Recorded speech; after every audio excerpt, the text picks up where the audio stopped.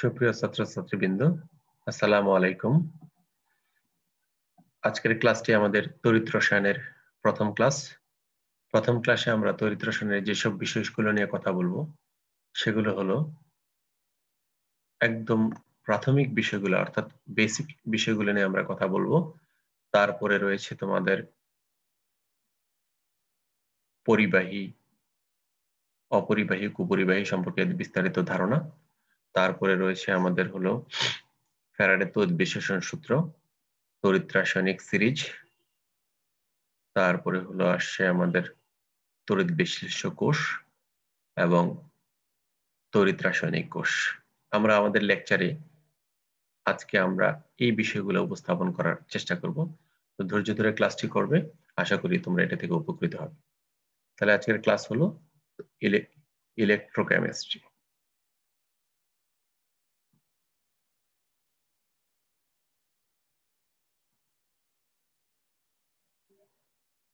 Electrochemistry, তো যখন আমরা ইলেকট্রোকেমিস্ট্রি পড়বো তা আমাদের মাথায় প্রথমে ঘুরবে যে ইলেকট্রন। ইলেকট্রনটা কি জিনিস এবং বিদ্যুৎটাই বা কি জিনিস বা তড়িৎটাই কি জিনিস। ইলেকট্রন আমরা জানি যে পরমাণুর বাইরে যে কণিকা থাকে, নিউক্লিয়াসের বাইরে, সেটা হলো ইলেকট্রন। সেই ইলেকট্রনের প্রবাহই হলো আসলে বিদ্যুৎ বা কারেন্ট। তাহলে আমরা এই ইলেকট্রন যে প্রবাহিত হয় সেটা দুটো মাধ্যমে প্রবাহিত হয়, একটু কঠিন মাধ্যমে হয়, একটা তো বিভিন্ন রাসায়নিক পদার্থের মাধ্যমে পরিবাহিত হয়। তাহলে আমাদের এই পরিবাহের উপর বিশেষ করে, বৈশিষ্ট্যের উপর বিশেষ করে এগুলাকে আমরা, পরিবাহী পদার্থগুলোকে আমরা তিন ভাগে ভাগ করি। প্রথম হলো বিদ্যুৎ। যে সকল পদার্থ সহজে বিদ্যুৎ পরিবহন করতে পারে তাদেরকে বলা হয় পরিবাহী, যেমন যে কোনো ধাতু। তারপর তারপরে আসছে হলো তোমার ভিজা কাপড়, ভিজা কাঠ, এগুলা বিদ্যুৎ পরিবহন করতে পারে। তারপরে আরেক ধরনের পদার্থ আছে যারা কখনোই বিদ্যুৎ পরিবহন করতে পারে না, যেমন কাঁচ, শুকনো কাঠ, শুকনো বাঁশ, এরকম পদার্থগুলা কখনোই বিদ্যুৎ পরিবহন করতে পারে না। আর কিছু পদার্থ আছে তার উপরে যতটুকু বিদ্যুৎ দেওয়া হয় তার তার সে পুরোপুরি পরিবহন করতে সমর্থ নয়, তার আংশিক পরিবহন করতে পারে। এই পদার্থগুলোকে তোমরা অনেকটাই চিনো, যেমন মনে করো সিলিকন, আর হলো আছে ধরো জার্মেনিয়াম। তাহলে আমাদের এই লাইফ কমফোর্টেবল হওয়ার পিছনে কিন্তু সিলিকন এবং সিলিকনের অবদান অনেক বেশি গুরুত্বপূর্ণ। যেমন আমাদের ধরো প্রথম যখন কম্পিউটার আবিষ্কৃত হয়, সেই কম্পিউটার আবিষ্কৃত হওয়ার হওয়ার সময় তখন আমাদের সেমিকন্ডাক্টর সিলিকনের ব্যবহার মানুষ জানতো না। তখন দেখা যাচ্ছে যে এক একটা ভ্যাকুয়াম টিউব দিয়ে ডাটাগুলা প্রসেস হতো, এরকম কয়েক হাজার বা লক্ষ ভ্যাকুয়াম টিউব ব্যবহার করা হতো। বিশাল আকৃতির এক বিল্ডিং এর সমান কম্পিউটার, অর্থাৎ একটা পুরো ইউনিটের সমান একটা কম্পিউটার স্থাপন করতে হতো, অর্থাৎ ডাটা প্রসেসিং এর জন্য। এবং এটা ছিল যথেষ্ট স্লো। যে মাত্র সিলিকন এর ব্যবহার মানুষ জানলো, অর্থাৎ আবিষ্কৃত হলো, তারপরে দেখা গেল যে এই সিলিকন দ্বারা প্রথমে ট্রানজিস্টর আবিষ্কৃত হলো, ট্রানজিস্টর আবিষ্কৃত হলো, ট্রানজিস্টর আবিষ্কার হওয়ার কারণে দেখা যাচ্ছে কয়েক হাজার বাল্বের কাজ একটি ট্রানজিস্টর করতে পারে। তখন এটা আরো আয়তনে ছোট হয়ে আসলো। তারপর দেখা গেল যে এই ট্রানজিস্টর গুলা দিয়ে মানুষ আইসি তৈরি করলো, ইন্টিগ্রেটেড সার্কিট, অর্থাৎ কয়েক হাজার আইসির কাজ আবার একটি ট্রানজিস্টর করতে, মানে ট্রানজিস্টরের কাজ একটি আইসি করতে পারে। তখন আরো ছোট হয়ে আসলো। তারপর দেখা যাচ্ছে যে কম্পিউটার আরো কয়েক হাজার আইসির কাজ দেখা যাচ্ছে যে একটি মাইক্রো প্রসেসর করতে পারে। তখন কম্পিউটারটা আরো ছোট হয়ে টেবিলের উপর চলে আসলো, যেটাকে আমরা ডেস্কটপ হিসেবে এখন চিনি। তার মানে দেখলাম যে আমাদের এই কম্পিউটার এত ছোট হওয়ার পিছনে, ল্যাপটপ এত ছোট হওয়ার পিছনে, এবং শুধু তাই নয়, আমাদের জীবন যে কমফোর্টেবল হয়েছে, বিভিন্ন রকম ইলেকট্রনিক্স যন্ত্রপাতি, আধুনিক এসি থেকে শুরু করে যা যা আছে, এই সবগুলোর পিছনে আসলে আমাদের সেমিকন্ডাক্টর দায়ী। তাহলে এই জিনিসগুলো আমরা যদি একটু ভালো করে পড়াশোনা করে নিই, তাহলে এই বেসিক গুলা সম্পর্কে আমাদের ক্লিয়ার হয়ে যাবে আশা করা যায়। তারপরে আমরা আসবো যে এই পরিবাহী পদার্থগুলাকে আমরা চিনি, এটা আমরা সাধারণত দুই ভাগে ভাগ করি। পদার্থবিদ্যায় যারা যারা এগুলো পড়াশোনা করে থাকেন তারা মূলত ধাতব পরিবাহী পদার্থ নিয়ে পড়াশোনা করে থাকেন বিশেষ করে, অর্থাৎ একটা ধাতু কিভাবে বিদ্যুৎ পরিবহন করতে পারে, কতটুকু করতে পারে, এগুলো হিসাব ক্যালকুলেশন। কিন্তু আমরা রসায়নবিদরা যারা আছি তারা আমরা চিন্তা করি যে একটি রাসায়নিক পদার্থ কোন প্রপার্টির উপর বেসিস করে তার ইলেকট্রনটা ট্রান্সফার করে, অর্থাৎ বিদ্যুৎ পরিবহন করতে পারে। এই দিক থেকে দেখা যাচ্ছে যে তাহলে আমরা দেখলাম যে কিছু কিছু রাসায়নিক পদার্থ বিদ্যুৎ পরিবহন করতে পারে, তার এর কোন স্টেটে পরিবহন করতে পারে। দেখো, আমরা জানি তড়িৎ বিশেষ্য পদার্থ বলতে কিছু পদার্থ আমরা পাই। তড়িৎ বিশেষ্য পদার্থ হলো যে সকল পদার্থ গলিত বা দ্রবীভূত অবস্থায় বিদ্যুৎ পরিবহন করতে পারে, তাদেরকে বলে তড়িৎ বিশেষ্য পদার্থ। তাহলে আমরা বুঝলাম যে এটা কঠিন অবস্থায় নয়, এরা দ্রবীভূত বা গলিত অবস্থায় বিদ্যুৎ পরিবহন করতে পারে। এদেরকে বলা হয় তোমার তড়িৎ বিশেষ্য পদার্থ। তো তড়িৎ বিশেষ্য পদার্থগুলা আছে, তীব্র তড়িৎ বিশেষ্য আছে, যেমন প্রথমে হলো তীব্র তড়িৎ বিশেষ্য, বিশ্লেষ্য। তীব্র তড়িৎ বিশেষ্য পদার্থগুলা কারা? তীব্র তড়িৎ বিশেষ্য পদার্থ বলে তীব্র অ্যাসিড, তীব্র ক্ষার, যেমন মনে করো সালফিউরিক অ্যাসিড, তারপরে নাইট্রিক অ্যাসিড, তারপরে হতে পারে ধরো তোমার তীব্র ক্ষার, তীব্র তড়িৎ বিশেষ্য এবং তীব্র অ্যাসিড এরা, আবার হাইড্রোক্লোরিক অ্যাসিড, আবার তীব্র ক্ষার সোডিয়াম হাইড্রোক্সাইড, পটাশিয়াম হাইড্রোক্সাইড, এরকম তীব্র ক্ষারগুলো হলো তীব্র তড়িৎ বিশেষ্য পদার্থ। কিন্তু দেখা যাচ্ছে যে এগুলো হলো শক্তিশালী অ্যাসিড, শক্তিশালী এবং তীব্র লবণগুলা, শক্তিশালী লবণগুলা, যেমন মনে করো সোডিয়াম ক্লোরাইড, তারপরে পটাশিয়াম সালফেট, এই ধরনের লবণগুলো ভালো বিদ্যুৎ পরিবহন করতে। তাহলে আমরা অ্যাসিড, ক্ষার এবং লবণ যারা তীব্র তড়িৎ বিশেষ্য হিসেবে কাজ করে তাদেরকে চিনলাম। এবার আসি আমরা মৃদু তড়িৎ বিশেষ্য চিনব। মৃদু তড়িৎ বিশেষ্য, বিশ্লেষ্য। মৃদু তড়িৎ বিশেষ্য কারা? দেখো, মৃদু তড়িৎ বিশেষ্য হলো যে সকল রাসায়নিক পদার্থ আংশিক বিদ্যুৎ পরিবহন করতে পারে, অর্থাৎ পুরোপুরি বিদ্যুৎ পরিবহন করতে পারে না, কম পরিমাণে বিদ্যুৎ পরিবহন করতে পারে, তাদের মৃদু তড়িৎ বিশেষ্য। তাই সেক্ষেত্রে দুর্বল অ্যাসিড গুলো মৃদু তড়িৎ বিশেষ্য, যেমন মনে করো CH3, COOH, এসিটিক অ্যাসিড, অর্থাৎ ethanoic acid, methanoic acid, formic acid, আরেকটা লিখে নেই CH3, CH2, COOH, এরকম অনেকগুলো হইতে পারে। তারপরে এর তীব্র দুর্বল অ্যাসিড। আবার দুর্বল ক্ষার আসো, দুর্বল ক্ষার হিসেবে আমরা কাকে চিনি? যেমন অ্যামোনিয়াম হাইড্রোক্সাইড একটা দুর্বল ক্ষার, তাই না? অ্যামোনিয়াম হাইড্রোক্সাইড দুর্বল ক্ষার। তারপর দেখো ইথাইল এমিন C2H5OH, NH2, ইথাইল এমিন, এরা এক দুর্বল ক্ষার হিসেবে কাজ করে। এবং কিছু কিছু লবণ আছে না, খুব কম সংখ্যক দুর্বল লবণ, যেমন দেখো একটু খেয়াল করো লেড অ্যাসিডেট,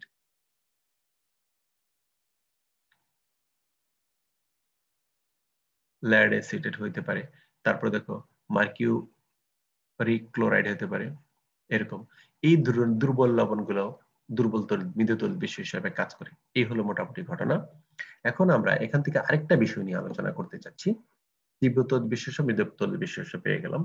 দেখো, পদার্থবিদ্যা যখন পড়া হয় যে একটা একটা ওয়্যার বা তার বিদ্যুৎ পরিবহন করতে পারে, তো করতে গেলে দেখা যাচ্ছে যে এই তার বা ওয়্যার কঠিন পদার্থটা তাপমাত্রা বৃদ্ধির সাথে সাথে তার বিদ্যুৎ পরিবহন ক্ষমতা কমে যায়।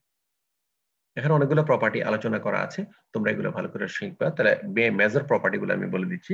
সেটা হলো যে সকল দেখা যাচ্ছে পদার্থ হলো এখানে বিদ্যুৎ পরিবহন করার সময় দেখা যাচ্ছে যদি তাপমাত্রা বৃদ্ধি পায়, তার রেজিস্ট্যান্স বৃদ্ধি পায়, তখন বিদ্যুৎ পরিবহন ক্ষমতা তার হ্রাস পায়। কিন্তু যদি আমরা একটা তড়িৎ বিশেষ্য পরিবাহী দেখি, ধরো একটা তড়িৎ বিশেষ্য পরিবাহী নিলাম, অর্থাৎ এই বিকারের মধ্যে তড়িৎ বিশেষ্য পরিবাহী আছে, কিন্তু এটার মধ্যে যা হিট আছে আমি তার থেকে একটু পরিমাণ করে হিট বাড়াই দিলাম। হিট বাড়াই দেওয়ার পরে কি হবে দেখো, তার বিদ্যুৎ পরিবহন ক্ষমতা বেড়ে যাবে। কেন? কারণ হলো দেখুন এখানে যে আয়ন গুলো বিভিন্ন আছে, যেমন সোডিয়াম আয়ন, ক্লোরাইড আয়ন, এরকম ক্লোরাইড আয়ন এরকম আছে, সোডিয়াম আয়ন, ক্লোরাইড আয়ন দ্রবীভূত আছে। এখন এটা নরমালি যে টেম্পারেচারে যেটুকু বিদ্যুৎ দিবে, আমি যদি টেম্পারেচার বাড়াই দিই তাহলে দেখা যাচ্ছে বিদ্যুৎ পরিবহন ক্ষমতা বেড়ে যাবে। কেন? যখন আমি হিটটা দেবো, হিটটাই মলিকুল গুলা অর্থাৎ আয়ন গুলো অ্যাবজর্ব করবে, অ্যাবজর্ব করার কারণে সেই মুভমেন্টের পরিমাণ তারা বেড়ে যাবে, যখন যেহেতু এক্সট্রা এনার্জি পেয়েছে।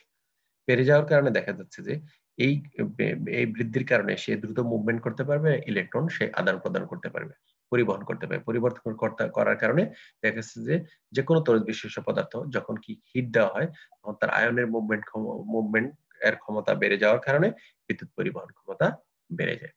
এই ছিল আমাদের একদম তড়িৎ রসায়নের বেসিক বিষয়গুলা। এখন আমরা ফ্যারাডের তড়িৎ বিশেষ্য সূত্রটি পড়ব।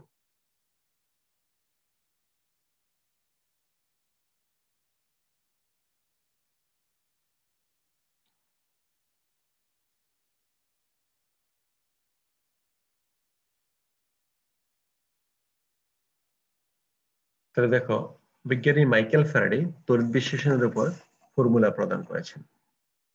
এটাকে বলে ফ্যারাডের তড়িৎ বিশ্লেষণ সূত্র। ফ্যারাডের তড়িৎ বিশ্লেষণ সূত্র পড়তে গেলে আমরা একটা ফিগার এঁকে নেই আগে। ধরো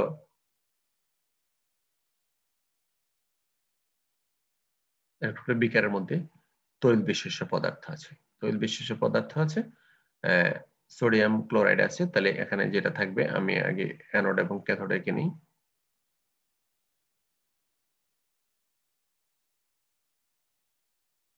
এঁকে নিলাম। এঁকে নেওয়ার পরে দেখা যাচ্ছে এখানে একটা তড়িতের সোর্স আমি সংযুক্ত করে দিলাম। এখানে কি দিলাম?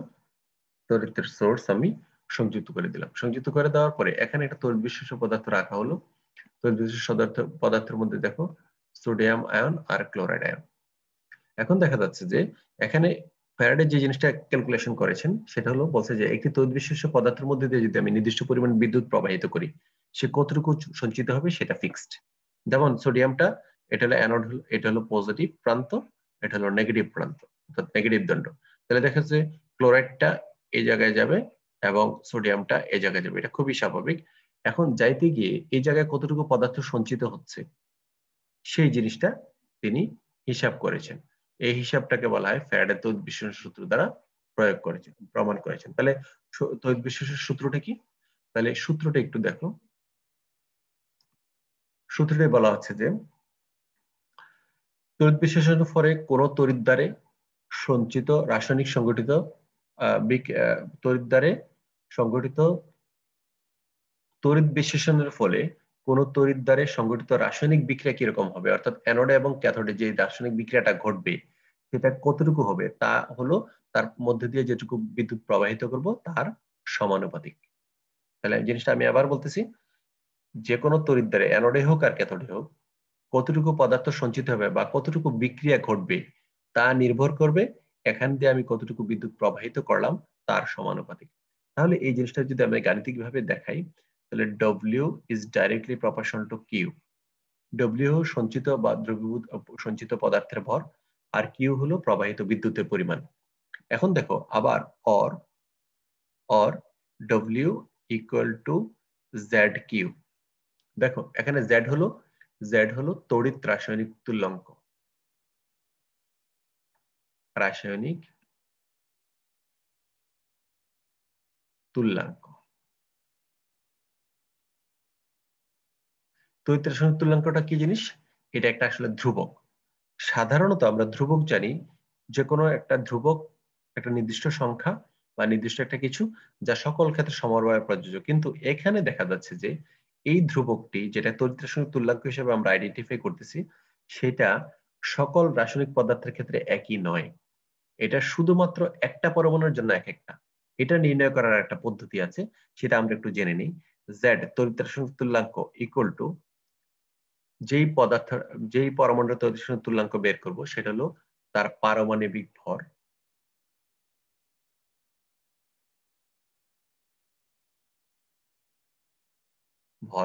ডিভাইড বাই নিচে হবে তার যোজনী ইনটু তার হল 96,500, অর্থাৎ এক ফ্যারাডে সমান কত কুলম্ব সেটা আমরা দিলাম। সেই ক্ষেত্রে আমি যদি কপারটা বের করতে যাই, কপারের তড়িৎ রাসায়নিক তুল্যাঙ্ক জেড ইকুয়াল টু কত কপারের জন্য, দেখো কপারের পারমাণবিক ভর হলো 63.5 ইনটু, উপরে কিছু লাগবে না, উপরে তো এটাই, আর নিচে হলো তার যোজনী, কপারের যোজনী হলো স্টেবল যেটা সেটা হলো 2 ইনটু আর হলো 96,500। এটাকে যদি আমরা ভাগ দেই তাহলে কপারের তড়িৎ রাসায়নিক তুল্যাঙ্ক আসে হলো 3.29 ইনটু 10 টু দি পাওয়ার -4। এটার এককটা হলো গ্রাম পার কুলম্ব। তাহলে এরকম প্রত্যেকটা পরমাণু তুমি বের করে নিতে পারবা। তাহলে এই জিনিসটা আমরা আলাদা করে রেখে দিলাম। এখন দেখো এই জিনিসটা আলাদা করে রেখে দেওয়ার পর অর্থাৎ তড়িৎ রাসায়নিক তুল্যাঙ্ক বের করার জন্য আবার এটাকে আরেকটু ভাঙা যায়, W ইকুয়াল টু ZIT। কারণটা কি? কারণ আমরা জানি যেহেতু আমরা জানি Q equal to IT, Q equal to IT। এখানে I হলো তোমার, দেখো এখানে I হলো তোমার এম্পিয়ার আর T হলো প্রয়োজনীয় সময়। তাহলে আমরা এই সূত্রটাকে ব্যবহার করতে পারি, আবার এটাকেও আমরা বিভিন্ন গাণিতিক সমস্যা সমাধান করার জন্য ব্যবহার করতে পারি। এই ছিল মোটামুটি ফ্যারাডের তড়িৎ বিশ্লেষণ সূত্র। আবার আমি তড়িৎ রাসায়নিক তুল্যাঙ্ক সংখ্যাটা বলে দিই। তড়িৎ রাসায়নিক তুল্যাঙ্কটা অ্যাকচুয়ালি কি জিনিস মিন করে, সেটা হলো কোন তড়িৎ বিশেষের মধ্যে দিয়ে যদি আমি 1 কুলম্ব বিদ্যুৎ প্রবাহিত করি, 1 কুলম্ব বিদ্যুৎ প্রবাহিত করলে যদি, অথবা 1 অ্যাম্পিয়ার বিদ্যুৎ প্রবাহিত করলে যদি 1 সেকেন্ড সময়ব্যাপী প্রবাহিত করা হয়, তাহলে তড়িৎ দ্বারে যে পদার্থ সঞ্চিত হবে তাকে তড়িৎ রাসায়নিক তুল্যাঙ্ক বলা হয়। বিষয়টা আমি আবারও ক্লিয়ার করতেছি। কোন একটি তড়িৎ বিশেষ দ্রবণের মধ্যে দিয়ে যদি 1 কুলম্ব বিদ্যুৎ প্রবাহিত করি, ধরো এই একটা তড়িৎ বিশেষণ ঘটতেছে, তার মধ্যে যদি 1 কুলম্ব বিদ্যুৎ প্রবাহিত করি, অর্থাৎ অথবা যদি 1 অ্যাম্পিয়ার বিদ্যুৎ প্রবাহিত করি এটার মধ্যে দিয়ে, তাহলে এটার মধ্যে যে তড়িৎ দ্বারে যে পদার্থ সঞ্চিত বা দ্রবীভূত হবে, যতটুকু পদার্থ, এটাকে বলা হয় তড়িৎ রাসায়নিক তুল্যাঙ্ক। যেমন এটাকে আমরা এইভাবে বের করলাম কি, তড়িৎ রাসায়নিক তুল্যাঙ্ক ক্যালকুলেশন করার জন্য। তাহলে এটা যদি ফ্যারাডের তড়িৎ বিস্ময়ন সূত্র এবং তড়িৎ রাসায়নিক তুল্যাঙ্ক হয়, তো তড়িৎ রাসায়নিক তুল্যাঙ্কের কয়েকটা বিষয় তোমরা একদম জাস্ট মুখস্থ করে ফেলবে, কারণ এগুলো বিভিন্ন অঙ্কতে ব্যবহার করা লাগবে। আর যদি ভুলেও যাও তাহলে তোমার পারমাণবিক সংখ্যা যদি মনে থাকে, তোমরা ইজিলি এভাবে বের করে ফেলতে পারবে। তাহলে এই ফ্যারাডের তড়িৎ বিস্ময়ন সূত্র দিয়ে একটা দুটো আমরা অঙ্ক করলে আমাদের বিষয়টা ক্লিয়ার হয়ে যাবে। প্রথম অঙ্কটা আমরা নেই। দেখো, প্রথম অঙ্কটার মধ্যে আমরা এরকম নিতে চাই, সেটা হলো একটি কপার সালফেট দ্রবণে, নাম্বার 1,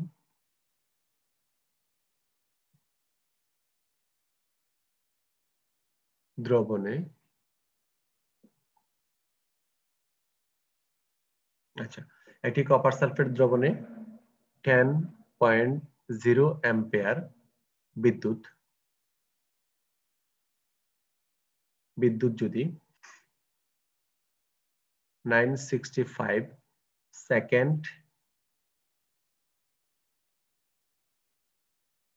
চালনা করলে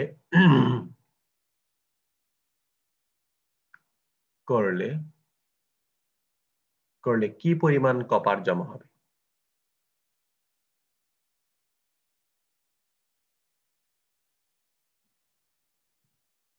কপার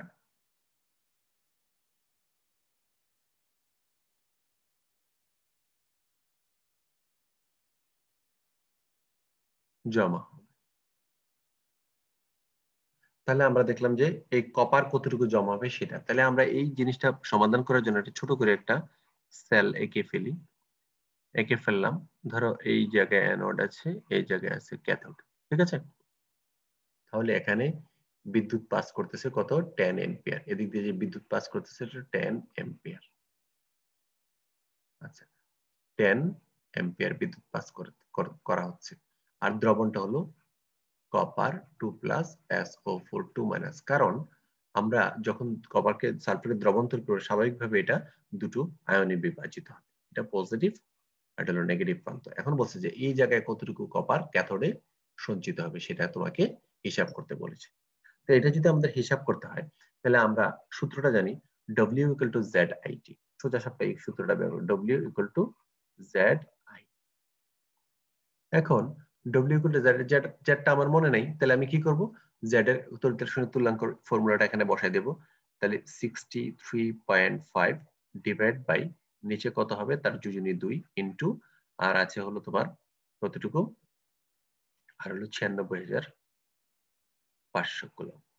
এটার সাথে ইনটু আই দাও। আই হলো কতটুকু? 10 এম্পিয়ার। এখানে আই = 10 এম্পিয়ার ইনটু 10। টি হলো কত সেকেন্ড? এটা যদি সময়টা মিনিটে বা ঘন্টায় দেওয়া থাকে, আমরা সেকেন্ডে কনভার্ট, যদি সেকেন্ডে আছে, টি ইকুয়াল টু 965 সেকেন্ড। তাহলে 965, এটা যদি আমরা হিসাব করি তাহলে বিষয়টা আসবে এরকম। টোটালটা জিনিসটা হিসাব করলে 3.177 গ্রাম। এই ছিল আমাদের টোটাল কতটুকু, যেহেতু ওয়েট ভর, এটার এককটা গ্রামেই হবে। তাহলে আমরা একটা অঙ্ক দেখলাম যে কি পরিমাণ সঞ্চিত হবে। আমরা উল্টা সময়টাও বের করতে পারি, এরকম একটা অঙ্ক নেই। তাহলে টাইম বের করতে হলে একটা অঙ্ক লিখে নাও আগে। কপার সালফেট দ্রবণের মধ্যে দিয়ে, নাম্বার 2, দ্রবণের মধ্য দিয়ে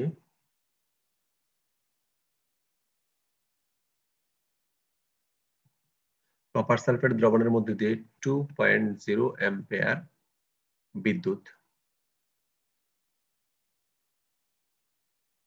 বিদ্যুৎ কতক্ষণ চালনা করলে, দ্যাট মিন্স দেখো টাইম চেয়েছে, কতক্ষণ চালনা করলে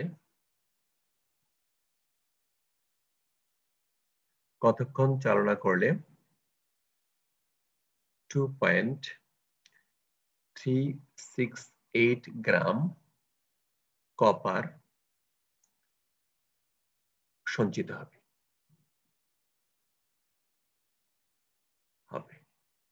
তাহলে আমার যদি প্রশ্নটা আমি এরকম বুঝে থাকি, দেখো এরকম একটা সেল আছে, সেলের মধ্যে এগেইন অ্যানোড এবং ক্যাথোড, তাহলে দ্রবণ আছে Cu2+ আর SO4 2-, আর এখানে আছে একটা বিদ্যুৎ উৎস, আর এখানে বলছে যে 2.0 অ্যাম্পিয়ার বিদ্যুৎ, তাহলে 2.0 অ্যাম্পিয়ার বিদ্যুৎ এখানে চালনা করা হচ্ছে।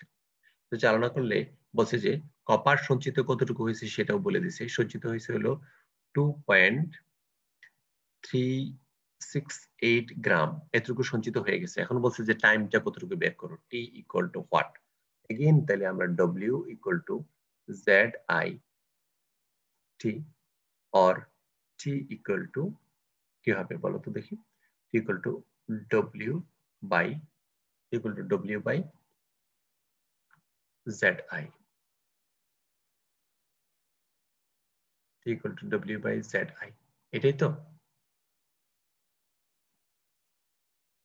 আচ্ছা, T equal to W by ZI যদি আমাদের হয়, তাহলে আমরা এখন বসাই দিই, বসাই দিলে কত হয় দেখো, এখানে W ইকুয়াল টু হবে কত, 2.368 গ্রাম, উপরে হলো গ্রাম, নিচে হলো এটা, এটাকে আমরা নিচে আগে Z এরটা আগে বসাই দিই 63.5, এটা আবার এখানে আসছে হলো কত 2 ইন্টু 96,500, আর ওটা যদি তোমার মুখস্থ থাকে মুখস্থ বসাই দিবা, ইন্টু I হলো 2 অ্যাম্পিয়ার। তাহলে এখন এই টোটাল জিনিসটা যদি আমরা এরকম বসাই, তাহলে এটা রেজাল্টটা কত আসবে, রেজাল্টটা আসবে হলো এরকম 3598.78 সেকেন্ড।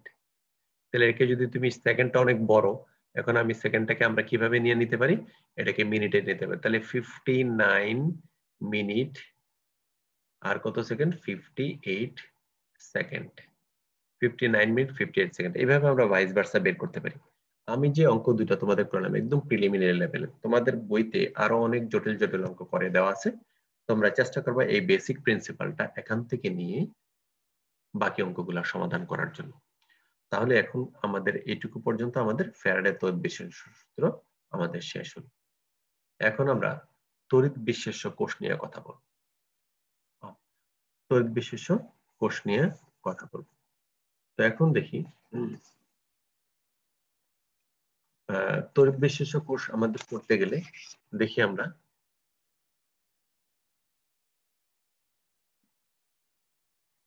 বিশ্লেষ্য কোষ,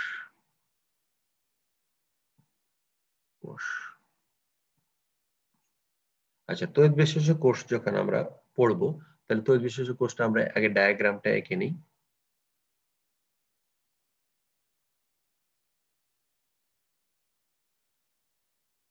আচ্ছা, এটা এখানে আমরা অ্যানোড দেব, আর এখানে দেব ক্যাথোড। আচ্ছা, এবং এখানে একটা তড়িতের সোর্সের সাথে আমরা একটা সংযুক্ত করে দিলাম। অ্যানোড কে লিখবো আমরা পজিটিভ, এটা হলো অ্যানোড, আর এটা নেগেটিভ, এটা হলো ক্যাথোড। আচ্ছা, এখানে দ্রবণ থাকবে। আচ্ছা, এই দ্রবণটা কি, সোডিয়াম ক্লোরাইড। তাহলে আমরা যদি দেখি দ্রবণটা হলো সোডিয়াম ক্লোরাইড, তাহলে দেখো একটু খেয়াল করো, সোডিয়াম ক্লোরাইড, এটা যদি পানির মধ্যে দাও তাহলে কি হবে বলো তো দেখি, এটা সোডিয়াম আয়ন প্লাস ক্লোরাইড আয়নে বিভাজিত হবে। অর্থাৎ এই বিষয়টা এরকম, এখানে এখানে সোডিয়াম আয়ন আছে আর ক্লোরাইড আয়ন বিভাজিত অবস্থায় আছে, ঠিক আছে? এটা অটোমেটিকলি, এটার জন্য কোনো পাওয়ার বা শক্তি আমাকে অ্যাপ্লাই করবে, জাস্ট পানি দিলেই চলে। এবার আমরা চিন্তা করে দেখি এই পজিটিভ দণ্ড যেটাকে আমরা অ্যানোড হিসেবে ব্যবহৃত করলাম, এটাকে বলে তড়িৎ বিশ্লেষ্য কোষ। নিচে লিখবা চিত্র তড়িৎ বিশ্লেষ্য কোষ, তড়িৎ বিশ্লেষ্য কোষ। তো এই তড়িৎ বিশ্লেষ্য কোষটার মধ্যে আমরা দেখি যখন অ্যানোড বিদ্যুৎ চালনা করা হয়, অ্যানোডে কি সঞ্চিত হয়? অ্যানোডে গিয়ে ক্লোরাইড সঞ্চিত হয়। কেন ক্লোরাইড সঞ্চিত? তাহলে আমরা লিখবো অ্যানোডে বিক্রিয়া,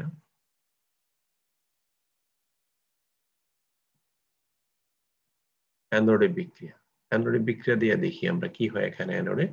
অ্যানোডে ক্লোরাইড আয়নটা ওখানে গিয়ে কি করবে? পজিটিভ দণ্ডের মধ্যে দিয়ে ইলেকট্রন কি করবে? ত্যাগ করবে, -1 ইলেকট্রন দিয়ে একটা ক্লোরিন পরমাণুতে পরিণত হবে। এটা হলো তার ঘটনা। কিন্তু একটা জিনিস খেয়াল করো তো দেখি, মৌলিক গ্যাসগুলা দ্বিপরমাণবিক হিসেবে থাকে, যেমন অক্সিজেন, ক্লোরিন, নাইট্রোজেন, এগুলো যারা নিষ্ক্রিয় গ্যাস ছাড়া যারা মৌলিক গ্যাস আছে সবাই দুইটা হিসেবে থাকে। যেমন Cl2 থাকে, দ্যাট মিনস Cl2 তৈরি হতে দুইটা ক্লোরাইড আয়ন লাগবে, তার দুইটা ইলেকট্রন লাগবে। এই ছিল তার ঘটনা। আরেকটা জিনিস একটু খেয়াল করো, যে জায়গায় ইলেকট্রন ত্যাগ হয় অর্থাৎ অ্যানোডে কি হয়? এটা জারণ হয়, তাহলে এটাকে জারণ বা অক্সিডেশন লিখবো আমরা। অর্থাৎ অ্যানোডে হলো আমাদের জারণ বিক্রিয়া। ঠিক আছে, এবার আসি আমরা ক্যাথোড। তাহলে ক্যাথোডে কি বিক্রিয়া হয়? আচ্ছা, আমরা দেখি প্রথমে ক্যাথোডে কি হয়। ক্যাথোডে দেখো, ক্যাথোড হলো নেগেটিভ দণ্ড, তাই পজিটিভটা অলওয়েজ নেগেটিভকে আকর্ষণ করবে, তাহলে এখানে যাবে। তাহলে দেখি সোডিয়াম আয়ন কি কারণে এখানে যাচ্ছে? তাহলে নেগেটিভ, যেহেতু এখানে নেগেটিভ চার্জের আধিক্য, সোডিয়ামটা এখানে যাবে তার negative charge, that means electron receive করার জন্য, +1 ইলেকট্রন রিসিভ করে সোডিয়াম ধাতুতে পরিণত হবে। তার মাথায় 0 দিলেও পারো, না দিলেও পারো, অর্থাৎ এটা হলো নিরপেক্ষ পরমাণুর একটা চিহ্ন। ওকে, তাহলে আমরা দেখলাম এটা। কিন্তু দেখা যাচ্ছে যে একটা বিক্রিয়া যদি এক জায়গায় দুটো ইলেকট্রন ত্যাগ করে আরেক জায়গায় দুটো ইলেকট্রন গ্রহণ করে, তাহলে আমরা এটাকে 2 দিয়ে সমতা বিধান করার জন্য এরকম করলে তোমার অ্যানোড এবং ক্যাথোডে বিক্রিয়া হয়ে গেল। আরেকটা জিনিস একটু খেয়াল করে দেখি, যেহেতু এখানে ইলেকট্রন ত্যাগ করেছে, ত্যাগ করা হলো জারণ, এখানে ইলেকট্রন গ্রহণ করছে, তাহলে এই যৌগটা বিজারণ। তাহলে আমি টোটাল বিক্রিয়াটাকে যদি আমি একটু সামারি করি, তাহলে কি ধরনের ঘটনা ঘটতেছে আমরা একটু দেখি। যে অ্যানোড, এরকম একটা দুটো ইলেকট্রোড আমরা রেখে দিলাম একটা বিকারের মধ্যে, একটা নির্দিষ্ট রাসায়নিক যৌগের, একটা আয়নিক যৌগের একটা দ্রবণ এখানে রেখে দিলাম। রেখে দেওয়ার পরে এটার মধ্যে দিয়ে বিদ্যুৎ পাস করা হয়। বিদ্যুৎ পাস করার পরে দেখা গেল যে ওই যৌগটা এখানে একদম পিওর, মানে এখানে ক্লোরিন গ্যাস জমা হচ্ছে, যেটাকে আমি তোমার ক্লোরিন গ্যাসটা যদি কালেক্ট করতে চাও উল্টা করে টেস্ট টিউব ধরলে এই জায়গার মধ্যে ক্লোরিন গ্যাসটা, পিওর ক্লোরিন গ্যাস জমা হয়। অর্থাৎ এখানে সোডিয়াম ক্লোরাইড থেকে পিওর অবস্থায় ক্লোরিন এখানে নিষ্কাশিত হলো। আরেকটা জিনিস দেখা যাচ্ছে যে এখানে যেহেতু সোডিয়াম, সোডিয়াম কি করতেছে এই জায়গায় এসে জমা হচ্ছে, তার মানে সোডিয়াম ধাতু হিসাবে এটার গায়ে আস্তে আস্তে ডিপোজিট হবে বা জমা হবে। এই জমার কারণে দেখা গেল যে এই পুরো 100% বিশুদ্ধ সোডিয়াম ধাতু এসে এখানে জমা হবে। তাহলে এই টোটাল জিনিসটা অ্যানোডে যখন বিক্রিয়া করে ক্লোরিন গ্যাস, ক্যাথোডে আসা ধাতুটা, সাধারণত সকল বিক্রিয়ায় ক্যাথোডে ধাতুটা জমা হয়। তাহলে যে ঘটনাটা ঘটে, অ্যানোডে হয় জারণ আর ক্যাথোডে হয় বিজারণ। এখন এই তড়িৎ বিশ্লেষ্য কোষ যেটা আছে, এটাকে তড়িৎ বিশ্লেষ্য কোষ কেন বলা হয় সেটা একটু দেখো। এতক্ষণ আমরা যেটা খেয়াল করলাম সেটা আমরা নিলাম হলো সোডিয়াম ক্লোরাইড একটা রাসায়নিক পদার্থ, এটা ছাড়া যে কোনো লবণ আমরা নিতে পারতাম। নেয়ার পরে এটাকে পানি দিয়ে দ্রবণ তৈরি করার ফলে এটা এভাবে বিভাজিত হয়, কিন্তু বিভাজিত হলে আয়ন হিসেবে থাকে, যেটাকে আমরা আলাদাভাবে আইডেন্টিফাই করতে পারতেছি না কোথায় সোডিয়াম আছে, কোথায় ক্লোরিন আছে অথবা ক্লোরাইড আছে। সেই ক্লোরাইডটাকে যদি আইডেন্টিফাই না করা যায়, তাহলে আমরা কিভাবে পৃথকীকরণ করলাম বা আলাদা করলাম? সেক্ষেত্রে দেখা যাচ্ছে যে সেক্ষেত্রে আমরা দেখলাম যে কিভাবে আলাদা করলাম। সেই আলাদা করার পদ্ধতিটা হলো এই, যে জাস্ট বিদ্যুৎ চালনা করলাম, তাহলে অ্যানোডে গিয়ে জমা হলো নেগেটিভ আয়নটা, এবং সেটা একটা ক্লোরাইড আয়নটা, সেটা ক্লোরিন পরমাণু তারপরে অণুতে পরিণত হয়ে এদিক দিয়ে সে কি হলো, পাস হলো, যেটাকে আমরা কালেক্ট করতে পারি। আবার এখানে আমরা দেখতেছি সেটা হলো, আবার যা দেখতেছি সেটা হলো এখানে আমাদের ক্যাথোড। ক্যাথোড হলো তোমার এখানে হলো নেগেটিভ দণ্ড। তো নেগেটিভ দণ্ডের মধ্যে স্বাভাবিকভাবে বিপরীতধর্মী চার্জ যেহেতু পরস্পরকে আকর্ষণ করবে, পজিটিভ চার্জটা নেগেটিভ দণ্ডে যাবে, যাওয়ার পরে সেক্ষেত্রে ইলেকট্রন রিসিভ করবে, রিসিভ করে এই ধরনের বিক্রিয়া ঘটবে এবং নিরপেক্ষ ধাতুতে পরিণত হবে এবং এটা এখানে জমা হবে। এভাবে কি করা হয়, যে কোনো একটা রাসায়নিক পদার্থকে তড়িৎ বিশ্লেষণ পদ্ধতিতে তার উপাদান মৌলসমূহকে সম্পূর্ণরূপে বিশুদ্ধ অবস্থায় পৃথকীকরণ করা যায়। এটা একটা খুব গুরুত্বপূর্ণ প্রয়োগ বলি। যেমন এটা দ্বারা তুমি যে চামচ দিয়ে তুমি বিভিন্ন জিনিস খাচ্ছ, ওই চামচটা দেখা যাচ্ছে যে খুব র একটা মেটালের তৈরি হয়। তারপরে কি করে, এটাকে ইলেকট্রোপ্লাটিং দ্বারা এটার উপরে একটা অন্য একটা ধাতুর প্রলেপ দিয়ে ওটাকে সক্রিয় ধাতু, যেমন লোহা একটা সক্রিয় লোহা দিয়ে তৈরি করলো, কিন্তু লোহাটা কিছুদিন পরে মরিচা পড়ে যাবে। এক সপ্তাহ পরে যদি এটা মরিচা পড়ে যায় তাহলে চামচটা কেউ কিনবে না। সেক্ষেত্রে দেখা যাচ্ছে যে ওটা যদি এটার উপরে যে একটা অপেক্ষাকৃত নিষ্ক্রিয় ধাতু, নিষ্ক্রিয় মাধ্যমে সহজে কারোর সাথে বিক্রি করেন, ধরো নিকেল বা এরকম কিছু একটা, ওটা যদি প্রলেপ দিয়ে দাও দেখতে চকচকে থাকবে, একটা ডিজাইন থাকবে, সেই সাথে এটা সহজে মরিচা পড়বে না, দীর্ঘদিন ইউজ করা যাবে। এইভাবে কাজগুলা করা হয়। সবচেয়ে মেজর যে প্রয়োগটা, এটা একটা প্রাচীন পদ্ধতি এবং অ্যাজ ওয়েল এজ এটা একটা আধুনিকতম পদ্ধতি। কারণ এখনো মেটালার্জিক যে ইন্ডাস্ট্রি আছে, অর্থাৎ যেই জায়গাতে আকরিক থেকে পিওর ধাতু নিষ্কাশন করা হয়, সেই জায়গায় এখনো ইলেকট্রোপ্লাটিং পদ্ধতিটা অর্থাৎ তড়িৎ বিশ্লেষণ পদ্ধতিটাই এখনো ব্যবহার করা হয়। তাইলে আমাদের মোটামুটি তড়িৎ বিশ্লেষ্য কোষ এবং তড়িৎ বিশ্লেষণের ব্যবহার সম্পর্কে আমরা একটা সম্যক ধারণা পেলাম।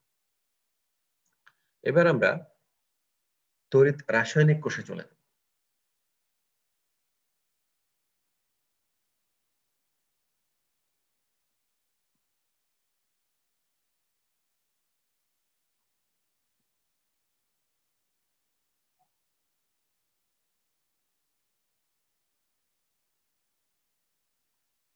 তড়িৎ রাসায়নিক কোষ, এই চ্যাপ্টারের মেজর বিষয়টা হলো এটা নিয়ে আলোচিত, সেটা হলো ইলেকট্রোকেমিক্যাল সেল। এটাকে তড়িৎ রাসায়নিক কোষ। আচ্ছা, তড়িৎ রাসায়নিক কোষটা আমি আমি এই জায়গাতে দুটো অংশে ভাগ করে নিলাম। আমার স্কিনটাকে ভাগ করে আমি দুই ভাবে পড়াবো এটাকে। তাহলে আমি প্রথম যে আমরা এটাকে যেভাবে চিনি সেটা আমরা একটু এঁকে নিই। প্রথম কিভাবে চিনি দেখো, দুটো বিকার, একটা বড় বিকার থাকবে, বড় বিকারের মধ্যে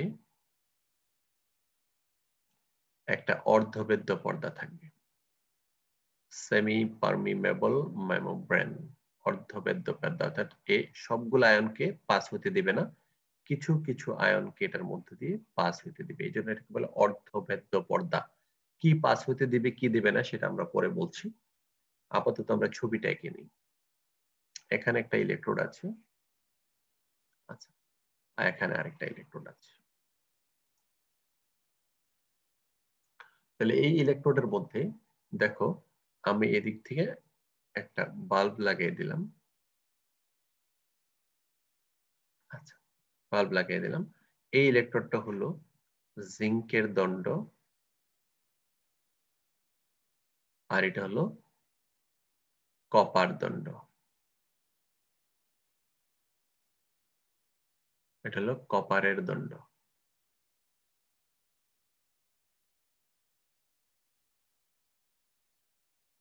এটা হলো জিঙ্কের দণ্ড, এটা হলো কপারের দণ্ড। এখন আমরা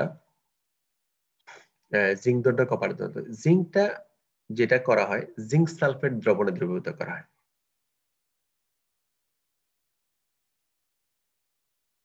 কপারটাকে রাখা হয় কপার সালফেট দ্রবণের মধ্যে। কেন আমরা আলাদা লিখলাম, কারণ এই দ্রবণগুলা পানিতে, এগুলো জলীয় দ্রবণে থাকে, পানিতে দ্রবীভূত হওয়া মাত্রই তাদের উপাদান যে আয়নগুলা সেটাতে পৃথকীকৃত হয়ে যায়। এই জন্য আমরা এটাকে আলাদা করেই লিখলাম একবার।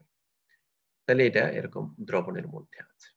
এখন আমরা দেখি যে এখানে বিক্রিয়াটা কি হয়। তাহলে বিক্রিয়াটা কি হয় আমরা দেখি, অ্যানোডে বিক্রিয়া।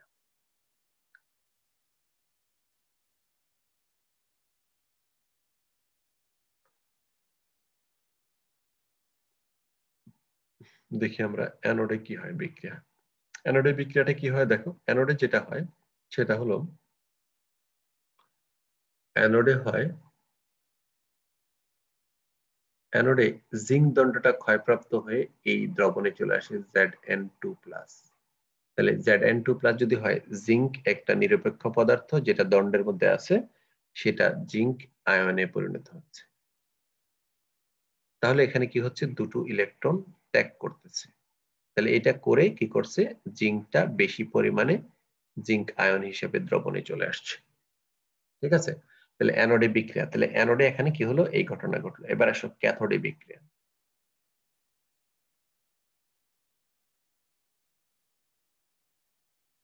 তো ক্যাথোডে বিক্রিয়াটা যদি আমরা পড়ি তাহলে দেখা যাচ্ছে যে ক্যাথোডে কি হয়, এখন এই যে এই কাজটা করতে গিয়ে জিঙ্ক যখন এই জায়গায় জিঙ্ক আয়ন হিসেবে আসলো, সেই ক্ষেত্রে দেখা যাচ্ছে যে ইলেকট্রনটা সে কি করবে, ইলেকট্রনটা দ্রবণে রাখবে না, কারণ অপোজিট ডিরেকশনে সে আসবে, এখানে ইলেকট্রনটা এখানে জমা, তাহলে এই প্রান্ত দিয়ে কিছু ব্যবহৃত হয়ে কিছু এখানে এসে জমা হবে। এই জমা হলে এই ইলেকট্রনটা রিসিভ করার জন্য কপার আয়নটা এখানে গিয়ে এই ইলেকট্রনটা নেবে, নিয়ে কপার হিসেবে ডিপোজিট হয়ে এই জায়গায় ডিপোজিট হবে। তাহলে আমরা দেখি যে এখানে বিক্রিয়াটা কি হয়, Cu2+, ওই দুটো ইলেকট্রন সে রিসিভ করবে, ইলেকট্রন রিসিভ করবে, Cu ধাতুতে রূপান্তরিত হলো। তাহলে তাহলে আমরা দেখলাম যে এখানে ক্যাথোডে এসে কি হলো, আচ্ছা এটা হলো ক্যাথোডে কি হলো। আচ্ছা অ্যানোডে এসে যেটা আমরা দেখলাম, প্রথমে আমরা অ্যানোডেরটা শেষ করি। অ্যানোডে যে ঘটনা ঘটলো যে যখন জিঙ্ক ধাতুটা জিঙ্ক আয়নে রূপান্তরিত হলো, তখন তার ইলেকট্রন গুলো এখানে ছেড়ে দিয়ে আসলো, এই জন্য অ্যানোড অ্যানোড হয় নেগেটিভ এখানে। তাহলে দেখো এটা হয় এখানে নেগেটিভ, এই নেগেটিভ এখানে এসে জমা হয়, সেটাকে এখানে রিসিভ করার জন্য কপার কপার এই দণ্ডে চলে যায়, গিয়ে ইলেকট্রনটা রিসিভ করে কপার ধাতুতে নিরপেক্ষ পরিণত হয়, এখানে জমা হয়। তাহলে এখানে কপার এসে ডিপোজিট, ধাতুটা ডিপোজিট হয় ক্যাথোডে, এটা হয়। আমি যদি টোটাল এখন এখানে দেখি যে এখানে অ্যানোডে কি হলো, ইলেকট্রন ত্যাগ করলো, তার মানে অ্যানোডে হলো জারণ, আর ক্যাথোডে কি করলো, ইলেকট্রন গ্রহণ করলো। ইলেকট্রন গ্রহণ করলে এটা হয় বিজারণ, বিজারণ। তাহলে এখন যদি আমরা টোটাল বিক্রিয়াটা যোগ করি, আমরা লিখতে পারি নিট বিক্রিয়া, নিট বিক্রিয়া। নিট বিক্রিয়াটা কিভাবে লিখবো দেখো, এটা যদি যোগ করি Zn0 + Cu2+, আর এটা ক্যান্সেল হয়ে গেল, ইলেকট্রন যেহেতু গ্রহণ বর্জন সমান, Zn2+ + Cu0। ঠিক আছে, তাহলে আমরা যেটা দেখলাম এইরকম বিক্রিয়াটা আমাদের টোটাল একটা কোষ বিক্রিয়া এরকম হয়ে যায়। যেটাকে যদি তুমি পুরোপুরি করে লিখো তাহলে লিখতে পারো এরকম, পুরো বিক্রিয়াটা হলো জিঙ্ক প্লাস কপার, কপারটা কপার সালফেটের সাথে ছিল, আর এদিকে জিঙ্কটা তৈরি হলো জিঙ্ক সালফেট প্লাস কপার, এরকমও লিখতে পারো, কোনো সমস্যা নেই। তাহলে আমরা দেখতেছি সেটা হলো এই কোষটার মধ্যে আর কি কি ঘটে দেখি আমরা। এখানে তো ইলেকট্রন, তাহলে ওইটার থেকে ব্যতিক্রম কি ছিল, তড়িৎ বিশিষ্ট কোষ থেকে ব্যতিক্রম ছিল হলো এখানে যে জিঙ্ক ধাতুটা এখানে ক্ষয়প্রাপ্ত হলো, দ্যাট মিনস এই এই ইলেকট্রনটা আস্তে আস্তে আস্তে আস্তে ক্ষয় হয়ে কমে যাবে, কমে যাবে, এবং জিঙ্ক আয়নের পরিমাণ অর্থাৎ পজিটিভ আয়নের পরিমাণ প্রাধান্য পাবে। এরপরে দেখো এদিকে আসার পরে যখন পজিটিভ চার্জটা গিয়ে এখানে জমা হয়ে নিউট্রাল হয়ে গেল, তাহলে এখানে নেগেটিভ চার্জটা বেড়ে যাচ্ছে, পজিটিভটা কম। এই জন্য যেটা হচ্ছে এই দুদিকে চার্জের সমতা বিধান করার জন্য, অর্থাৎ বর্তনী সম্পন্ন করার জন্য, এবং এই জিনিসটা করার জন্য কি হয়, এখান থেকে কিছু সালফেট আয়ন এই দিক থেকে এদিকে পাস করার সুযোগ দিবে এই অর্ধবৃত্ত পর্দাটি, এটার কাজ আসলে এইটা SO4। তাহলে এই কিছু সালফেট আয়ন এদিক দিয়ে, তার মানে পজিটিভকে সঙ্গর দেওয়ার জন্য এখান থেকে নেগেটিভ যেহেতু বেশি গেছে, এখান থেকে নেগেটিভ এখানে আসবে, আর অন্য কোনো আয়ন এখানে সে ট্রান্সফার করতে দিবেন না, এটাকে বলা হয় এই জন্য অর্ধবেদ্য পর্দা। এখন এই কোষ বিক্রিয়াটাকে আমরা এর আগের কোষটার সাথে মিলাই, যেমন আমরা এখানে আমরা অ্যানোড এবং ক্যাথোড দেখলাম তড়িৎবিশ্লেষ্য কোষের মধ্যে, অ্যানোড এদিকে ক্যাথোড এদিকে, ওদিকেও আমরা দেখলাম যে অ্যানোড এই পাশে ক্যাথোড এই পাশে। আচ্ছা এবার আমরা আরেকটু দেখি, এখানে অ্যানোড ছিল পজিটিভ, ক্যাথোড ছিল নেগেটিভ। এখন দেখো তো দেখি, অ্যানোড হলো নেগেটিভ, ক্যাথোড হলো পজিটিভ, অপোজিট হয়, তাই না, পজিটিভ। এই হলো মোটামুটি ঘটনা। আর হলো ওখানে ওখানে ছিল অ্যানোডে হলো অক্সিডেশন বা জারণ, ক্যাথোডে বিজারণ। এখানে কিন্তু অ্যানোডে অক্সিডেশন, ক্যাথোডে রিডাকশন বা বিজারণ। তাহলে আমরা এই জিনিসটা কিছু মিল পেলাম, কিছু অমিল পেলাম, এটা আমাদের মাথায় থাকলো। এখন এই সেলটাকে আবার এইভাবেও ডিজাইন করা হয়।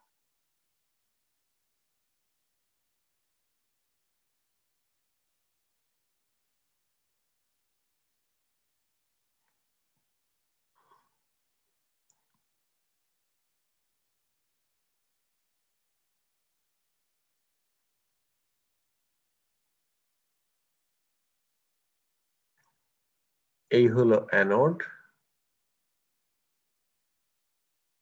এই হলো ক্যাথোড, অ্যানোড হলো নেগেটিভ, ক্যাথোড পজিটিভ।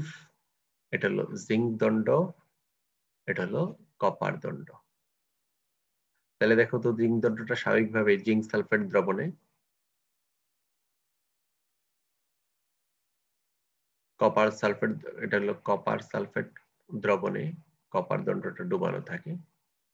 তাহলে দেখা যাচ্ছে যে এই বিক্রিয়াটা ঘটবে না, এটা কিছুক্ষণ পরে বন্ধ হয়ে যাবে। কারণ কি, এখানে দেখো ইলেকট্রন এই দিক থেকে যাওয়ার পরে এই দিক দিয়ে আর কোনো চার্জের সমতা বিধান হচ্ছিল না, এই জন্য এটা সমতা বিধান হওয়ার জন্য পর্দাবৃত্ত পর্দা লাগানো আছে। কিন্তু এখান থেকে এখানে শেষ, আর কিছু হচ্ছে না, যার কারণে আমাদের নতুন একটা কিছু নিয়ে আসতে হয়, যেটাকে বলা হয় লবণ সেতু বা সল্ট ব্রিজ।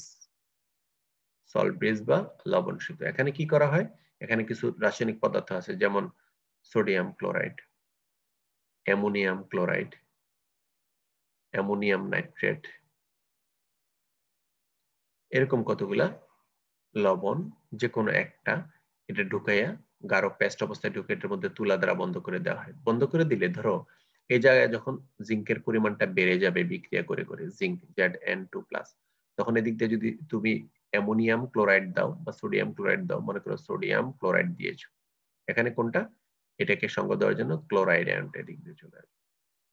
আর এখানে যেহেতু কপার চলে যাচ্ছে, সালফেট আয়ন বেড়ে যাচ্ছে, এটাকে নিউট্রাল করার জন্য পজিটিভ আয়নটা এদিক থেকে এদিকে আসবে। এইটা হলো সল্ট ব্রিজ বা লবণ সেতু বলা হয়। এই লবণ সেতুর মাধ্যমে বিক্রিয়ার এটার সার্কিট সম্পন্ন হয়, এবং সেই ক্ষেত্রে এরকম যদি সেট আপ করে দেওয়া হয়, তারপর এটা যতক্ষণ এই কেমিক্যাল গুলা সতেজ আছে, অর্থাৎ তার এভেলেবিলিটি আছে, ততক্ষণ এই বিক্রিয়াগুলো চলতে থাকবে। আর না হলে কিন্তু এই লবণ সেতু না হলে ওই দিন কয়েক মিনিট এটা বন্ধ হয়ে যাবে, এরপরে দেখা যাচ্ছে চার্জের ইমব্যালেন্স হয়ে যাচ্ছে, এটার কোনো দিকে যেতে পারতেছে না।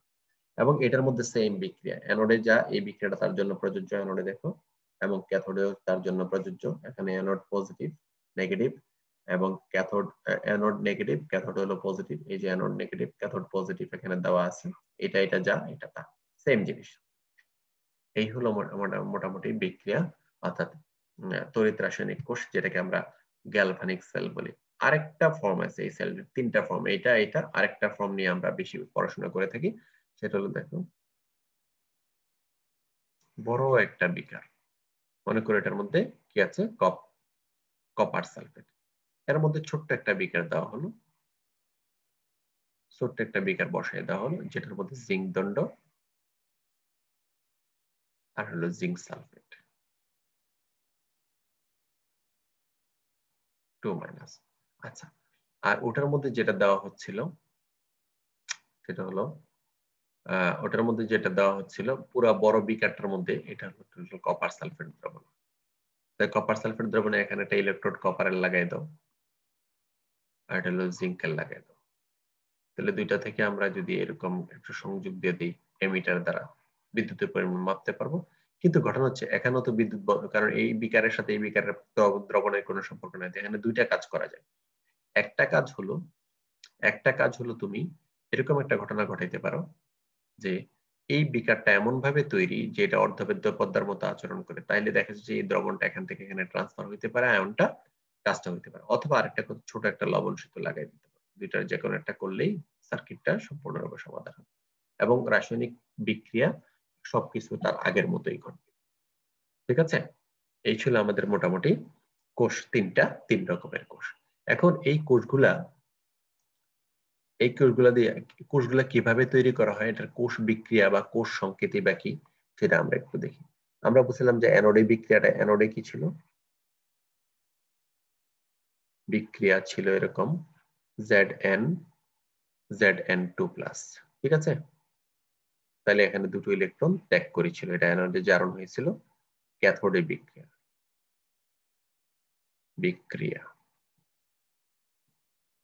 ক্যাথোডে বিক্রিয়া কি ছিল যেন, ক্যাথোডে বিক্রিয়া দেখো এখানে ছিল হলো তোমার কপার 2+ Cu। তাহলে আমরা যদি এই বিক্রিয়াটা নেই, তাহলে এখানে দুটো ইলেকট্রন সে রিসিভ করতেছে, তাই না। নিট বিক্রিয়া কি জন্য পেয়েছিলাম, জিঙ্ক প্লাস Cu2+, তারপরে আসছে ইলেকট্রন গ্রহণ বর্জন ক্যান্সেল, এটি হলো Zn2+ কপার। এটা হলো কোষ বিক্রিয়া বা নিট বিক্রিয়া, এটা হলো নিট বিক্রিয়া বা কোষ বিক্রিয়া। এখন এই জিনিসটাকে সংকেত দ্বারা প্রকাশ করা যায়, কোষ সংকেত। তাহলে কোষ সংকেত, কোষ সংকেত কিভাবে প্রকাশ হবে? অনেক ভাবে। এক নম্বর সেটাও দেখো, জিঙ্ক অবলিক Zn2+, এটা হলো লবণ সেতুকে মিন করে। তারপরে কপার অবলিক কপার, Cu0। বিষয়টা কি? জিঙ্ক ধাতুটা অ্যানোডে কি হচ্ছে, জিঙ্ক ধাতুটা জিঙ্ক আয়নে, আর ক্যাথোডে কপার গিয়া কপার এখানে ডিপোজিট হচ্ছে, এটা বোঝাচ্ছে। অথবা তুমি এটাকে এরকম লিখতে পারো, এরকম লিখতে পারো, অথবা এটাকে এরকম লিখতে পারো, Zn এরকম একটা টান দিয়া Zn2+, এরকম মোটা একটা টান দিয়ে লবণ সেতুটাকে বুঝছে Cu2+ অবলিক Cu। যেভাবে লেখো সেভাবে হবে, সমস্যা নেই। অথবা কেউ কেউ এটাকে এরকম লিখে থাকেন, জিঙ্ক অবলিক জিঙ্ক সালফেট, তারপর লবণ সেতু কপার সালফেট অবলিক কপার। এটা হলো কোষ সংকেত, এটা হলো কোষ সংকেত। এখন আমরা দেখব যে একটা কোষ এর কিভাবে রাসায়নিক বিক্রিয়া, কোষটা কি, একটা সফল কোষ কিভাবে তৈরি করা হয় এবং এটা রাসায়নিক বিক্রিয়াগুলো কি সেটার একটা গাণিতিক ক্যালকুলেশন আমরা করব। তাহলে আমরা প্রথমে দেখি একটা কোষ এঁকে নেই।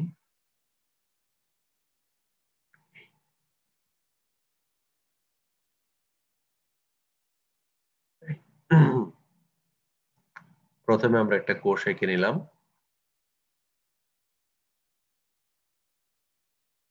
আচ্ছা,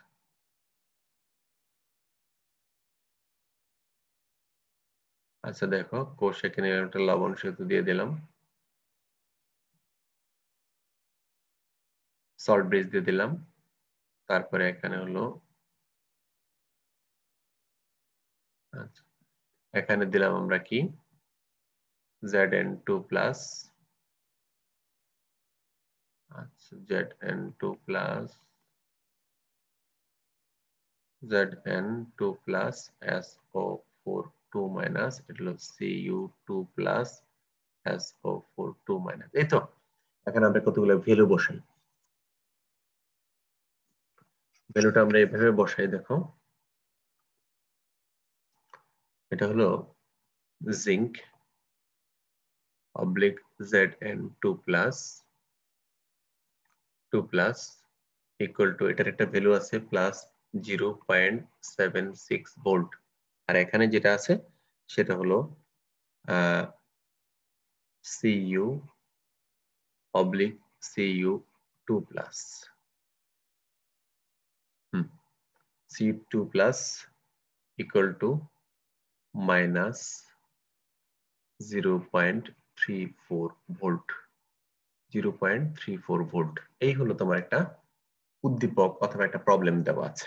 এখন এটা থেকে বলছে তোমাকে টোটাল বিভব ভোল্টেজ বের করতে বলছে, অর্থাৎ ইএমএফ, ইলেকট্রোমোটিভ ফোর্স অথবা টোটাল বিক্রিয়া। সূত্রগুলো আমরা লিখে দিই, তিনটা সূত্র দ্বারা আমরা কাজ করি। সূত্র, সূত্র হলো ই সেল অথবা ইএমএফ। ই সেল, CE মানে কোষ, equal to E anode oxidation, অর্থাৎ অ্যানোডে আমি অক্সিডেশন মান নেব, plus E cathode reduction, R E D, read মানে রিডাকশন মানে বিজারণের মানটা, এটা জারণের মান বিজারণের মান, 1 নম্বর সূত্র। 2 নম্বর ফর্মুলা, 2 নম্বর মানে খারাপ না, second formula, E cell, E sell,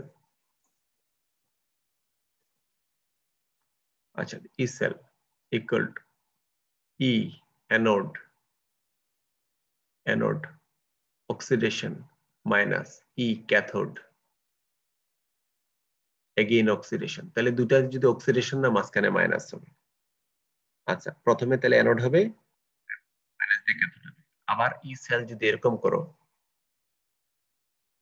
sell যদি E cathode reduction minus E anode reduction, RED reduction, reduction, তাহলে আমরা দেখলাম এই সূত্র তিনটা আমি আবারও বলতেছি, তোমরা একটু মিলিয়ে নাও। ই সেল, একটা কোষের ই সেল অথবা ইএমএফ, ইলেকট্রোমোটিভ ফোর্স, অর্থাৎ ভোল্ট কতটুকু উৎপন্ন হবে সেটা হলো, প্রথমে এই বাম দিকে রাখবো, প্রথমে ই সেলের প্রথমে রাখবো হলো অ্যানোডের অক্সিডেশনের মানটা, তারপরে যদি প্লাস দেই তারপরে এদিকে ক্যাথোডের রিডাকশনের মানে বিজারণের মানটা আমি বসাইতে পারবো। তাহলে দেখো এখানে হলে ই সেল এই অ্যানোডের অক্সিডেশনের মান এবং ক্যাথোডের রিডাকশনের মান অক্সিডেশনের মান, তাহলে সেই ক্ষেত্রে মাঝখানে মাইনাস চিহ্ন বসাইতে হবে, মাঝখানে মাইনাস চিহ্ন বসাইতে হবে। আচ্ছা, যদি তুমি দুইটাকেই রিডাকশনে নিয়ে কাজ করো ই সেল, তাহলে সেই ক্ষেত্রে দেখা যাচ্ছে ই ক্যাথোডের রিডাকশনের মান নিতে হবে মাইনাস ই অ্যানোডের রিডাকশনের মান নিতে হবে, অ্যানোডের রিডাকশন। তাহলে ক্যাথোডেরটা আগে নিতে হবে, দুইটা যদি রিডাকশন, অ্যানোডেরটা পরে নিতে হবে। এটা একটু মনে রাখতে হবে। তুমি যেটা ব্যবহার করবার চেষ্টা করবা সবসময় একই রকমের মান বের করা যাবে। তাহলে এটাকে যদি আমরা এরকম করি যে ই সেল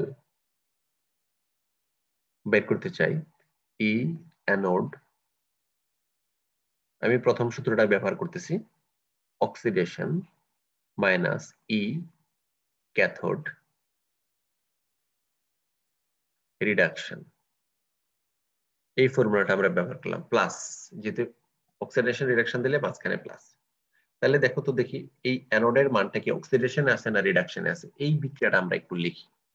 এটা এরকম হয়, এটা এরকম মিন করে Zn2 প্লাস, এখানে কি হচ্ছে -2 ইলেকট্রন, এটা কি অক্সিডেশন না রিডাকশনে, দেখো তো দেখি দুইটা ইলেকট্রন ত্যাগ করার পরে এটা হয়েছে অক্সিডেশনে, তাহলে এটার যে ভ্যালুটা সেটা হলো +0.76। ওকে, এটা অক্সিডেশন আছে, এটার মানটা আমরা ডাইরেক্ট বসাই দিতে পারি +0.76। তারপরে দেখো প্লাস, এই প্লাসটা ফর্মুলার ই ক্যাথোড রিডাকশন, তো ক্যাথোডেরটা কি এসে আছে দেখি দেখি Cu Cu2+, এখানে এগেইন দুটো ইলেকট্রন ত্যাগ করা বোঝাচ্ছে, তাই না?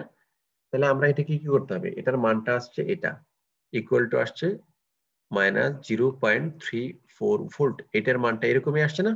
আচ্ছা, এখন দেখো এটাকে আমরা কি রিডাকশনে নেব, রিডাকশনে নিয়ে কি করা লাগে, দেখো এরকম করা লাগে, এরকম এটা তো, এটাকে দেখো Cu2+/Cu, তাহলে এটার ভ্যালুটা জাস্ট চিহ্নটা পাল্টাই দিলে হয়ে যায়, মাইনাস আছে না, জাস্ট +0.34 ভোল্ট, এটাকে পাল্টাই দিলেই এটা কি হয়ে যায়, oxidation reduction, oxidation reduction, reduction থাকলে অক্সিজেন, তাহলে এটা রিডাকশনের মানটা আসছে +0.34 ভোল্ট। এটা যদি আমরা যোগ করি এটা আসবে হলো +0.76 +0.34, এই ভোল্ট, এটা হলো ভোল্ট, তাহলে আসছে +1.10 ভোল্ট। এই হলো আমাদের ক্যালকুলেশন করে আমরা দেখলাম যে এটার মানটা কি কিসে আসলো, পজিটিভ বা ধনাত্মক আসলো। ধনাত্মক আসলে আমরা একটা মন্তব্য করতে পারি এখান থেকে, এই মন্তব্যটা এরকম যে যেহেতু কোষের ইএমএফ এর মান ধনাত্মক আসছে, তার মানে হলো কোষটির মধ্যে একটি স্বতঃস্ফূর্ত বিক্রিয়া ঘটতেছে, অর্থাৎ কোষটিতে সফলভাবে পাবো, আমরা একটা বিদ্যুৎ পাবো। তাহলে এই জিনিসটা এরকম একটা যদি সফল কোষ তৈরি করতে হয়, তোমাকে তড়িৎ রাসায়নিক সিরিজ সম্পর্কে একটা ক্লিয়ার কাট ধারণা নিতে হবে। তাহলে একটু লিখে নাও, তড়িৎ রাসায়নিক সিরিজ। কি লিখবা? তড়িৎ রাসায়নিক সিরিজ, রাসায়নিক সিরিজ। এই তড়িৎ রাসায়নিক সিরিজটা তোমাকে খুব ভালো করে বুঝতে হবে। যেমন এটাতে এরকম সংজ্ঞা টাইপের যদি তুমি মনে করে বলো যে তড়িৎ রাসায়নিক সিরিজ কি, এই সংজ্ঞাটা প্রায় পরীক্ষাতে আসে, একটু ভালো করে পড়ে ফেলবা, গুরুত্ব দিয়ে পড়বা। বলবা যে একটি ধাতুকে তার লবণের দ্রবণে যদি ডুবানো হয়, সেই ক্ষেত্রে যে একটা বিভব উৎপন্ন হয়, এই বিভবের জারণ বিভবের নিম্নক্রম এবং বিজারণ বিভবের ঊর্ধ্বক্রম অনুসারে সাজালে যে সিরিজ পাওয়া যায় তাকে বলে তড়িৎ রাসায়নিক সিরিজ। তাহলে জিনিসটা আমি আবারও বলতেছি, কোন একটা ধাতুকে দেখো, এখানে এই যে ধাতুটাকে জিঙ্ক সালফেট দ্রবণে ডুবানো হলো, আর এলো কপার দণ্ডটাকে কপার সালফেট দ্রবণে ডুবানো হলো, কপার সালফেট দ্রবণে ডুবানো হলো। ঘটনা যাই ঘটুক না কেন, এইটা ডুবানোর ফলে এখানে একটা বিভব বা পটেনশিয়াল উদ্ভব হয়, এখানেও একটা পটেনশিয়াল উদ্ভব। এই যে তুমি হিসাব করে 1.10 পেলা ভোল্ট, এই 1.10টা টোটালটার প্লাস মাইনাসের ফল এখানে দেখতেই পাচ্ছ একটা অঙ্ক করে, তার মানে প্রত্যেকটা একটা ভ্যালু কম হলো আর বেশি হোক আছে। এটা কি হয়, একটা ধাতুকে যখন তার লবণের দ্রবণে ডুবানো হয়, তখন দেখা যাচ্ছে যে তার মধ্যে একটা বিভব উৎপন্ন হয়। এই জন্য এই সংখ্যাটা মোটামুটি এভাবে বলা হয় যে কোন একটা ধাতুকে তার লবণের দ্রবণে যদি ডুবানো হয়, তাহলে দেখা যাচ্ছে যে তার জারণ বিভবের ঊর্ধ্বক্রম অর্থাৎ নিম্নক্রম, জারণ বিভবটা আস্তে আস্তে কমতে থাকবে এবং বিজারণ বিভবের ঊর্ধ্বক্রম অনুসারে সাজাইলে যে সিরিজ পাওয়া যায় তাকে বলে তড়িৎ রাসায়নিক সিরিজ। কেন এই প্রসঙ্গটা আসলো? কারণ হলো দেখো, আমরা এই সেল, এরকম যদি একটা সেল ডিজাইন করতে যাই যাতে সফলভাবে আমি বিদ্যুৎ পেতে পারি, তাহলে আমাকে তড়িৎ রাসায়নিক সিরিজ খেয়াল করে এই জারণ বিভবের উপরে যে মানটা থাকবে সেটার মানটা বাম দিকে অর্থাৎ অ্যানোডে রাখতে হবে, আর ক্যাথোডে রাখতে হবে যেটা তার ইমিডিয়েট নিচে থাকে। যদি উল্টাটা করো কি হয় সেটা আমি একটা অঙ্ক করে দেখাচ্ছি। এই জায়গায় দেখে, ধরো আমরা এখানে এটাকে কি করে দিলাম, চেঞ্জ করে দিলাম, অ্যানোডকে ক্যাথোডে নিলাম, ক্যাথোডকে অ্যানোডে নিলাম, তাহলে কি হয় দেখো, মনে করে এখানে এখানে চেঞ্জ করে দিলাম।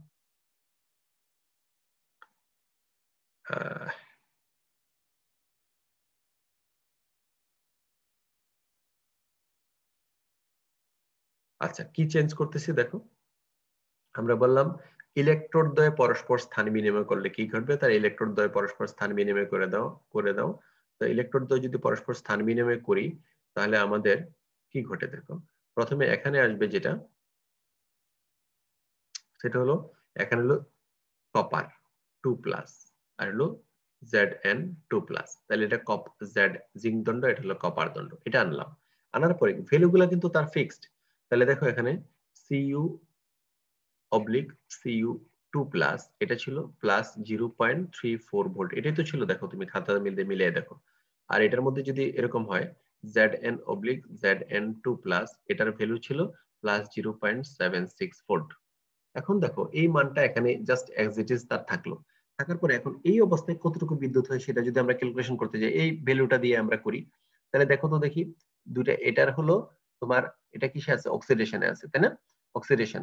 তাহলে আমরা যদি এটাকে কি করব, অ্যানোড, অ্যানোডকে আমরা অক্সিডেশনে, তাহলে anode oxidation as it is থাকলে যা আছে তা আমরা বসাই দিই নাকি। আচ্ছা, অ্যানোড কি অক্সিডেশনে আছে, অ্যানোড অক্সিডেশনে তাহলে এটা মাইনাস ছিল, আমি প্লাস কেন লিখলাম, এটা ছিল মাইনাস, -0.7 0.34 ভোল্ট, 34 ভোল্ট, -0.34 ভোল্ট, তাহলে -0.34 ভোল্ট যদি আমি এখানে বসাই অক্সিডেশন আসে, তার মানে এটা হলো Cu/Cu2+, তাহলে -2 ইলেকট্রন, তাহলে দুটো চলে গেলে এখানে হলো এটা আসে, দ্যাট মিন্স এটা যা আছে তা, তাহলে 0.34 ভোল্ট প্লাস, ফর্মুলার প্লাস, এটা রিডাকশন, এটা অক্সিডেশনে আছে দেখো, Zn2+, তাহলে -2 ইলেকট্রন অক্সিডেশন, সেটাকে আমার রিডাকশন নিতে হবে, রিডাকশন নিতে হলে কি করতে হবে দেখো, Zn2+ প্লাস 2 ইলেকট্রন, এটা হলো Zn2+, এটাকে আমরা Zn0, হ্যাঁ, তাহলে Zn0, তাহলে এখানে আমরা এটাকে এরকম লিখতে পারি Zn2+/Zn, তাহলে এটার চিহ্নটা শুধু চেঞ্জ করে -0.76 ভোল্ট চেঞ্জ করে দিলে হয়, তাহলে -0.76 ভোল্ট, এটা হিসাব করলে আসে -1.10 ভোল্ট, তাহলে কি আসে এটা -1.10 ভোল্ট।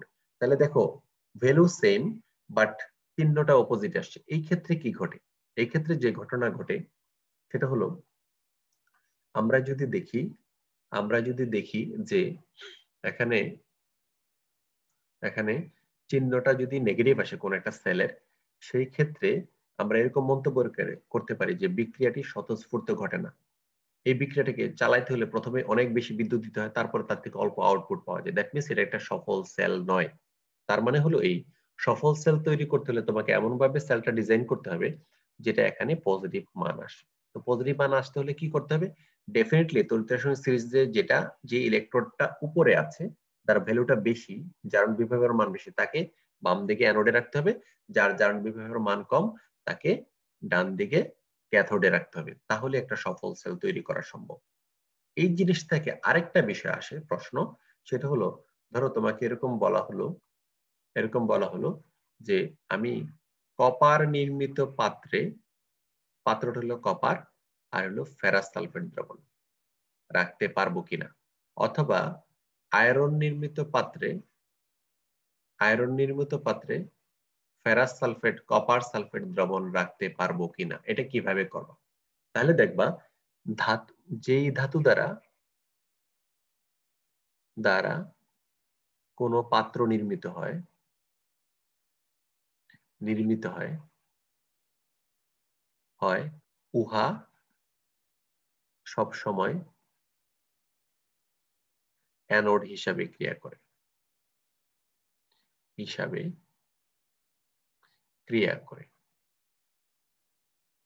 অর্থাৎ দেখা যাচ্ছে যে আমাদের যে ধাতু দেওয়া, অর্থাৎ এই পাত্রের মধ্যে ফেরাস সালফার দ্রবণ আছে, কপার দ্বারা তৈরি, তাহলে এখানে কপারটা অ্যানোড আর ফেরাস সালফেটের ফেরাসটা হলো ক্যাথোড। ঠিক একই রকম এখানে এই পাত্রটাতে দেখা যাচ্ছে পাত্রটা তৈরি হলো আয়রনের আর কপার সালফেটটা হলো কিসের, এটা দ্রবণ, তাহলে এটা হলো অ্যানোড আর এই পাত্রে হলো এটা অ্যানোড। তাহলে আমরা এটাকে যদি অ্যানোড এটাকে ক্যাথোড ধরে, আবার এখানে এটাকে অ্যানোড এটাকে ক্যাথোড ধরে, দেখবো যে ইএমএফ যদি ধনাত্মক হয়, হিসাব করবো ওইরকম অঙ্ক ভ্যালুটা দেওয়া থাকবে, অঙ্কে হিসাব করে যদি ধনাত্মক হয় তাহলে ওই পাত্রে ওই দ্রবণটি রাখা যাবে না, কারণ বিক্রিয়াটা তখন স্বতঃস্ফূর্ত হবে। স্বতঃস্ফূর্ত হলে ওই পাত্রটা ফুটা করে দ্রবণটা বেরিয়ে যাবে। আর ইএমএফ এর মান বা ই সেল যদি নেগেটিভ হয় তাহলে দেখা যাচ্ছে বিক্রিয়াটা স্বতঃস্ফূর্ত না, তার মানে ওই পাত্রে ওই দ্রবণটা নিঃসন্দেহে রাখা যাবে।